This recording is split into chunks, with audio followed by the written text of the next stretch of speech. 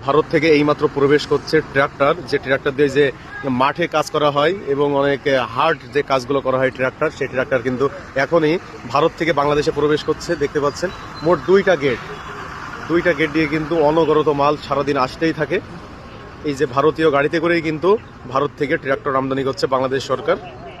যে সকল বাংলাদেশের ছাগল, গরু, ভেড়া, কুকুরগুলো দিনরাত ভারত বয়কট স্লোগান দেয় ক্যামেরার সামনে, সোশ্যাল মিডিয়ায় এবং মিটিং মিছিলে, আর বলে ভারত থেকে সেভেন সিস্টার আলাদা করো, তাদের ক্ষমতা এইটা, তাদের কোনো ক্ষমতা নেই। আর রাতের অন্ধকারে ভারত থেকে দেখো কীভাবে ট্রাক্টর নিচ্ছে জমি চাষের জন্য, ট্রাক্টর নিচ্ছে বাংলাদেশ সরকার। হ্যাঁ, কয়েকশো ট্রাক্টর, হ্যাঁ একদিনে গেল, মানে মোটামুটি 10 দিনে শোনা যাচ্ছে 2000 থেকে 3000 ট্রাক্টর নিচ্ছে। তাহলে এই ভারত ছাড়া তোদের কোনো গতি নেই।